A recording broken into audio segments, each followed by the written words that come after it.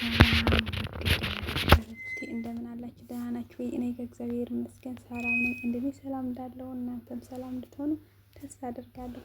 ዛሬ ደግሞ መጥቼላችሁ ያለሁት ማለት ነው ስለ እዩና ፍቅር ማለት ነው። እና እኔ በጣም ነው የምወዳቸው የእውነት ያኔ የሚሰሩት ቪዲዮዎች አሉና የእውነት እጅግ በጣም ወዳቸዋለሁ። በጣም መክሮቸው እንደዚህ በትዳራቸው ያሏት በተለይ ጠዋት ተነስታ እንደዚህ የትኛቷ ስትሰራ ምናምን እጅግ በጣም ነው እውነት ደስ የምትለኝ ማለት ነው። እና ዛሬ ምን አለ መሰላችሁ እና ብዙ ሶሻል ሚዲያ ካያችሁ ተጣሉ ምናምን ብዙ ነገር አለና ያለችው ግን አንዳንዴ ማለት ምናልባት ይሄ ነገር እውነት ላይሆን ይችላል እያልኩ ነበረ። ምክንያቱም ብዙ ሰው ግን ያው እውነት ነው ምናምን ባናግረው ራሱ ማለት ነው። የሆኑ ጊዜ ግን በጣም ያስጠላ ዘመን ነው እውነት። ለምን እንዳላችሁ ታውቃል? ሲያስጠላል ማለት ነው። ሁላችን ፕራንክ የሚለው ነገር የእውነት በጣም ያስጠላል የእውነት። ምክንያቱም ሰው ይደነግጣል አይሉ እንዴ እላለሁ። ምክንያቱም በብዙ ሁኔታ ላይ ስታዩ እጅግ በጣም ያስጨንቃል። እጅግ በጣም እና የስ እንኳን የአንድ ሰው ማለት መጥፎ የሚፈልግም አለ ጥሩ የሚፈልግም አለ። በዚህ ላይ ባይዘው ሁለት አይነት ማለት ነው።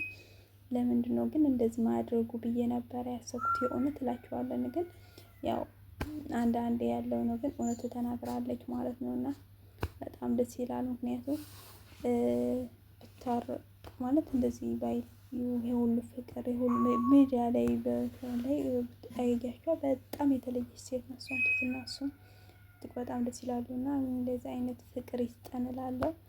እና እውነቱን ተናግራለች ማለት ነው። አዳምጡት። ያው ደስ ይላል። ለብዙዎች ያስባት ትሆናለች ብዬ አስባለሁ። ለሁላችንም መልካም የሆነ ንግግር ለሁሉም ለሁሉም ሴቶች የሚሆን መልካም ንግግር መልካም በቅንና ትህትና እናናገር ለሰዎቹ። ከዛ በኋላ እኛው መልካም ስንሆን ነው ለሌሎች ሰው መልካም አረጋ ልንሆን የምንችለው ብዬ ስለማስብ ነው። እና ከኛ ትህትና ከኛ ነገር ሁሉም መልካምነት ነው ብለው አስባለሁ። እና ለሁላችንም መልካም ነገር የደስታ ነገር ያለው ከተናገርን ማይፈታ ነገር የለም ብዬ አስባለሁ ማለት ነው።